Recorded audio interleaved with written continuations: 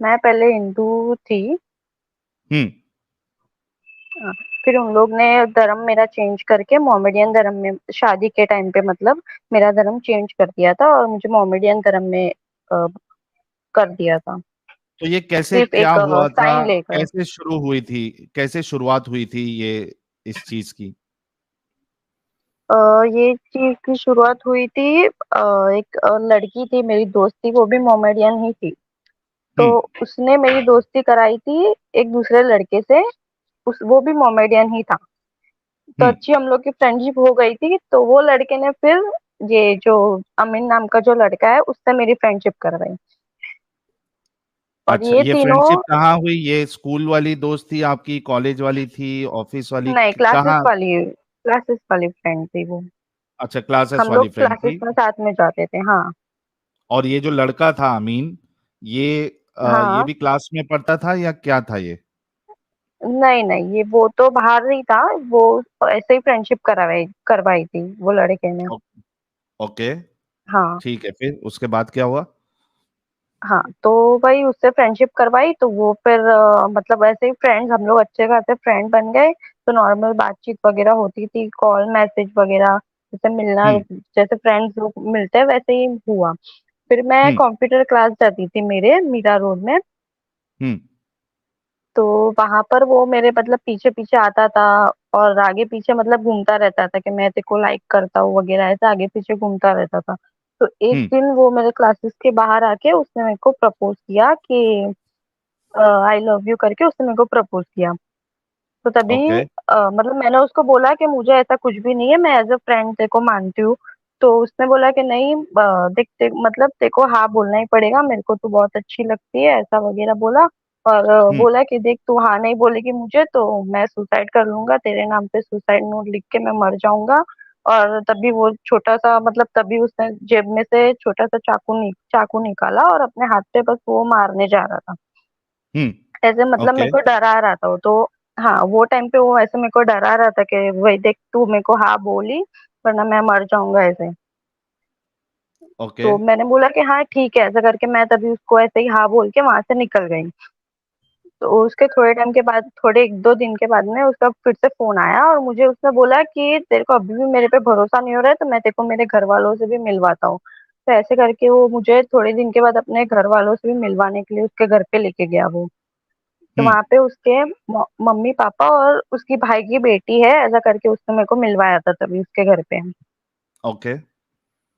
हाँ, पर वो बाद में शादी के बाद में उसने मेरे को बोला कि वो जो लड़की वो उसी की लड़की है, उसकी ऑलरेडी पहले शादी हो गई है। उसने मेरे को ये चीज शादी के बाद बोली। अच्छा, शादीशुदा था वो? उसकी हो और गई उसने ये थी, हाँ। और उसकी और उसने बच्ची ये भी थी, चीज बताया नहीं? 3 साल की।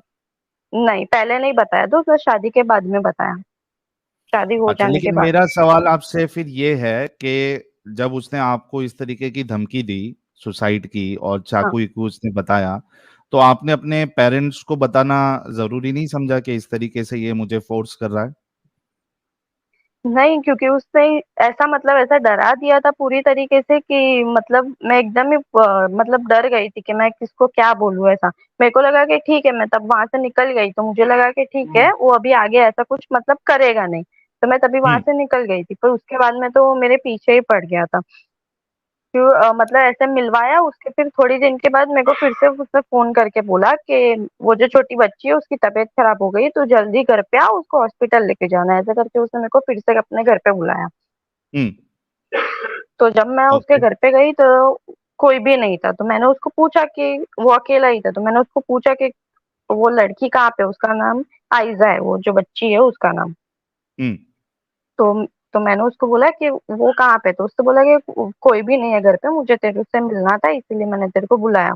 और ऐसे करके उसने घर का दरवाजा बंद कर दिया और फिर उसने बोला कि आप बैठ करके, ऐसे ही हम लोग बैठे। हम्म। तो तभी मतलब फिर से उसने जबरदस्ती मेरे को ऐसे डराने लगा कि देख अभी तू यहाँ पे आ गई है, तो मैं तेरे को जो बोलूँ तेरे को वही करना पड़ेगा, ऐसे करके उसने तभी मेरे साथ जबरदस्ती की। तू देख अभी यहाँ पे आ गई है तो मैं तेरे नाम पे सुसाइड नोट लिख के अभी मर जाऊंगा, तो यहाँ पे मतलब प्रूफ भी हो जाएगा, देख के देख तू यहाँ पे आई थी और तेरे वजह से मैं मर गया, ऐसे करके वो मेरे को ब्लैकमेल कर रहा था तभी और डरा रहा था। ओके। और तभी मतलब उसने मेरे साथ ज़बरदस्ती की और तभी उसने वीडियो बना लिया, वो मुझे मालूम नहीं कि उसने वीडियो बनाया ऐसा। हुँ, मेरा न्यूड वीडियो बना लिया था उसने तब। ओके। तो उसके थोड़े दिन के बाद उसने फिर मेरे को अराउंड मार्च में या ऐसा उसने मेरे को महीने में मार्च के महीने में 2022 हुँ, उसने मेरे को बोला कि मैं दुबई जा रहा हूँ काम के लिए, वहाँ पे मेरी जॉब है ऐसे करके उसने बोला। और वहाँ पे एयरपोर्ट पे बैठ के उसने मेरे को फोन किया था कि देख मेरे पास तेरा न्यूड वीडियो है, मैं वहाँ पे सब जगह वायरल कर दूंगा अगर तू मेरे साथ शादी नहीं करेगी तो। ऐसा हुँ, मतलब उसने तभी मेरे को ब्लैकमेल किया। तो मैंने उसको बोला कि देख मेरे को ऐसा अभी कुछ नहीं है, मैंने अभी इस बारे में ऐसा कुछ सोचा नहीं है और मुझे ऐसा कुछ मतलब अभी नहीं करनी है शादी। तो बोला कि नहीं तेरे को करनी ही पड़ेगी, मैं जब दुबई से आऊंगा तो तेरे को मेरे साथ शादी करनी पड़ेगी, हम लोग पेंट्रा कोर्ट में वगैरह वो सब कुछ मैं कर लूंगा।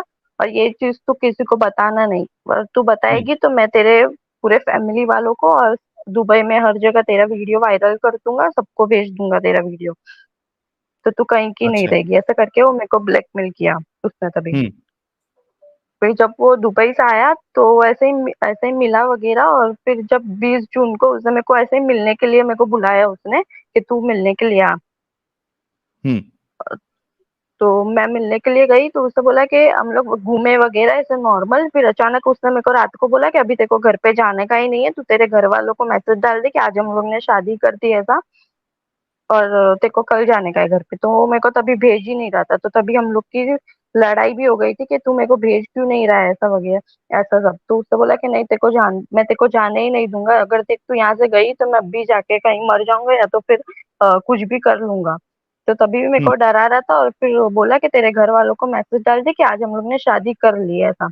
पर वो दिन हम लोग ने शादी नहीं की थी, उसके नेक्स्ट डे शादी की थी, ओके। तो शादी करने के लिए 21 क्या जून को। करवाया था उसने और कहाँ लेके गया था आपको? हाँ हाँ, तो मतलब मेरे को बोला था कि हम लोग बांद्रा कोर्ट जा रहे, तो वो दिन तो मुझे उसने घर पे भेज जाने नहीं दिया। और फिर दूसरे दिन सुबह में मेरे को बोला कि हम लोग बांद्रा कोर्ट जा रहे हैं ऐसा करके, वो मेरे को यहाँ से लेके गया घर पे। हम लोग तो बाहर ही थे तभी, तो वहां पे लेके गया।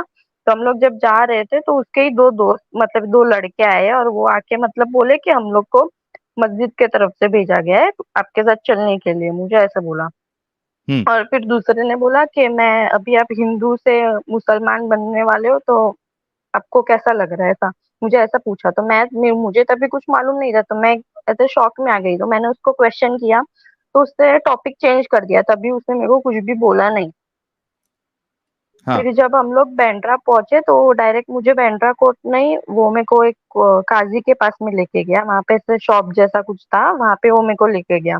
तो वहां पे उन्होंने निकाह पढ़वाया और मेरी साइन वगैरह ली, सब कुछ किया। तो उन्होंने फिर बोला कि अभी आप हिंदू से मोमेडियन हो मतलब मुसलमान हो गई हो, अभी आप रेखा रेखा से रहीमा हो गई हो, अब आप रेखा नहीं रहे, अभी आपको हुँ। जन्नत मिलेगी क्योंकि आपने आप मुसलमान बन गए हो इसलिए आपको जन्नत मिलेगी, आप काफिर नहीं रहे, ये सारी चीजें उन लोग मेरे को बोलने लगे। तो मैंने उनको पूछा कि ये सारी क्या है, तो बोले कि नहीं अभी तूने ये सब तेरा धर्म अभी चेंज हो गया है, अभी तू मुसलमान हो गई है।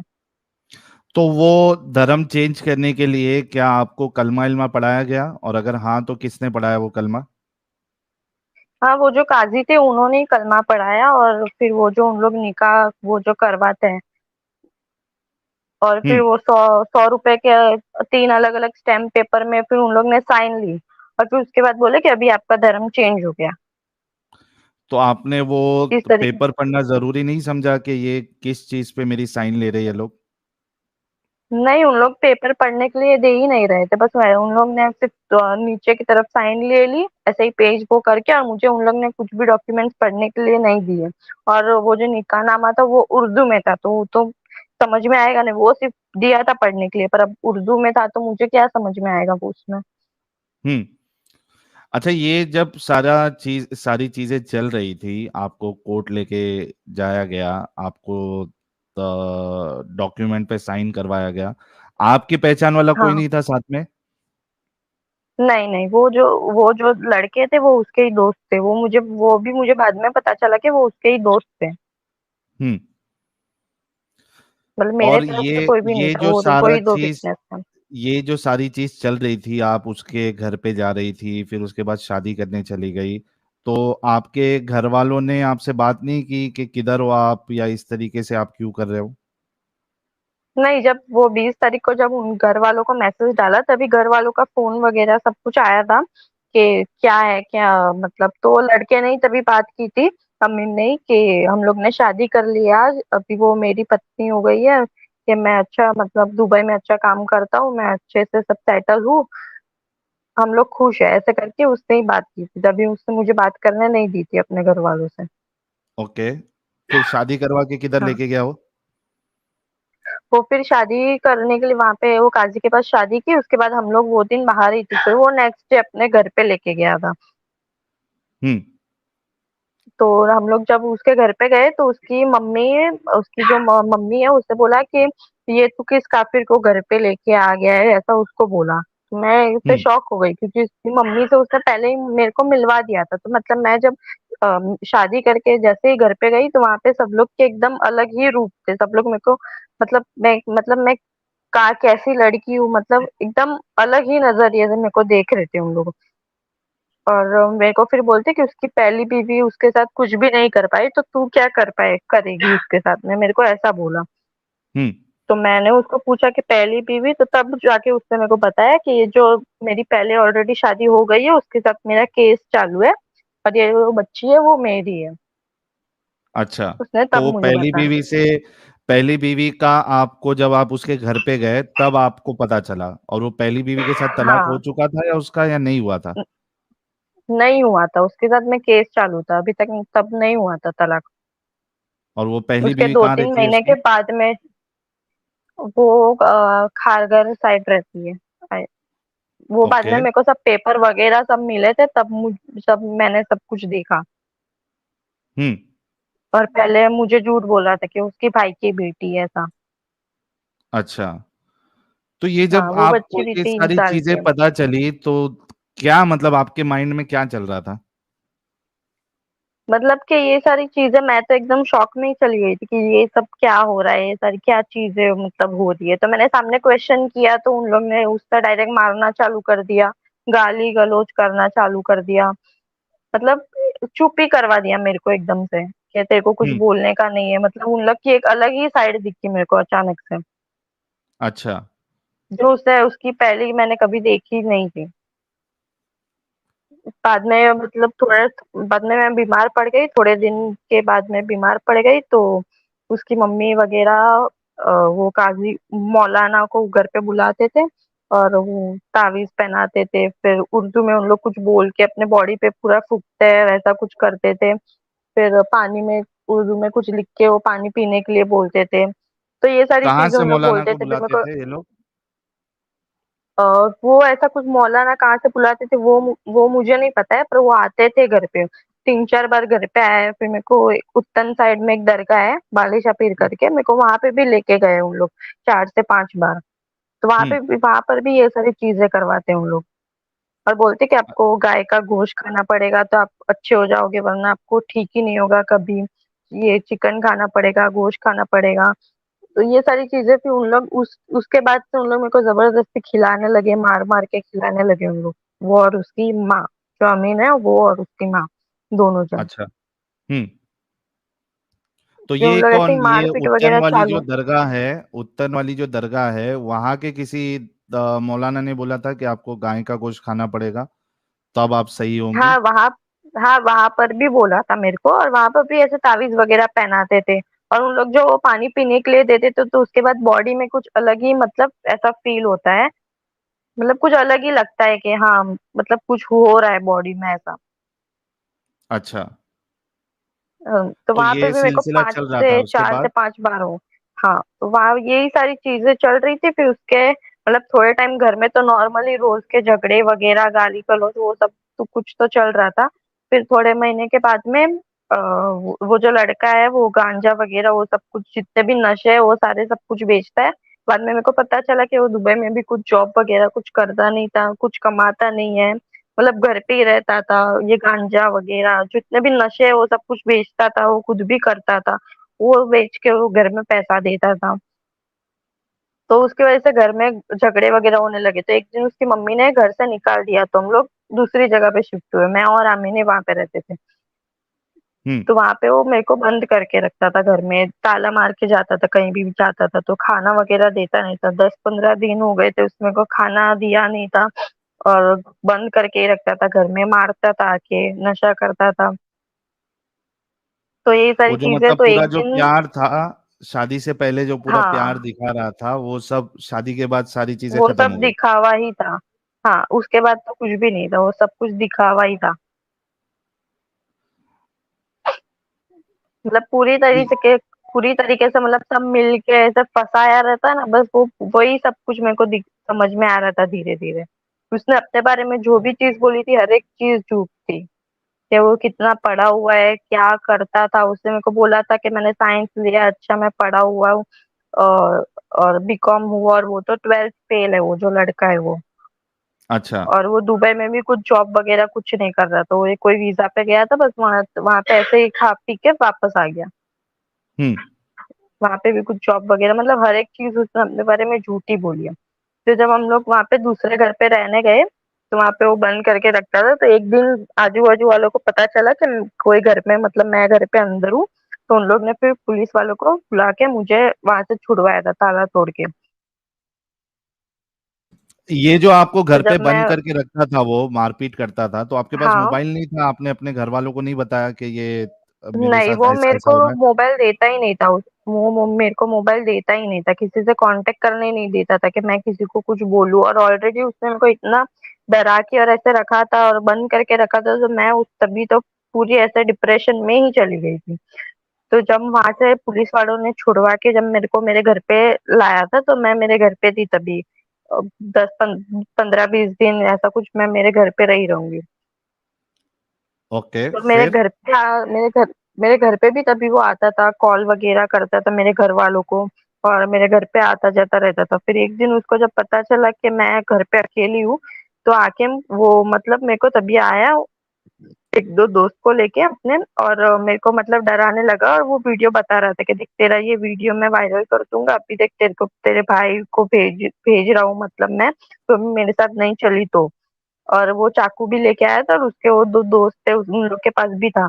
उन लोग ऐसे मेरे को डरा के फिर से अपने साथ में उसके घर पे लेके गए हूँ, मेरे घर से। तो यार, ये इतना सब हो रहा था, और आपके घर वाले, मतलब जब आपको पुलिस ने छुड़ाया वहां से, पड़ोसियों ने जब पुलिस को बुलाया, ताला हाँ, तोड़ के आपको, मेरे ख्याल से वो वीडियो भी आपका वायरल हुआ था, जिसमें हाँ, आ, वायरल हुआ था तभी वो वीडियो। हाँ, पुलिस वाले वो घर। ताला तोड़ रहे हैं। जी। तो आपके घर वालों के पास जब आप गई, और आपके घर वालों को तो जाहिर सी बात है आपने सारी चीजें बताई होगी, तो उन्होंने कोई एक्शन लेना मुनासिब नहीं समझा? नहीं, तभी मतलब मैं एकदम ही डिप्रेशन में गई थी, तभी मैं किसी से बातचीत वगैरह कुछ भी, क्योंकि वो बंद करके रखता था ना, तो मैं मेंटली पूरी डिस्टर्ब थी, और फिजिकली भी उसने मेरे को तभी इतना मतलब मारा हुआ था कि मतलब एकदम ही फुल मैं डिप्रेशन में ही थी तभी वो टाइम पे पूरा मैं। तो तभी मैंने बहुत मतलब ये सारी चीजें बोली नहीं थी घर पे, क्योंकि उसके पास अभी भी वीडियो था ना मेरा। तो उसके वजह से वो मेरे को ब्लैकमेल वगैरह करता था, तो मैं पूरी तरीके से डरी हुई थी। अच्छा दोस्तों, ये जो इनका निकाहनामा जो बनाया गया, ये आप लोगों के सामने, स्क्रीन के सामने, ये है काजी मुफ्ती इस्माइल और काजी शहर एंड शारा, मुंबई।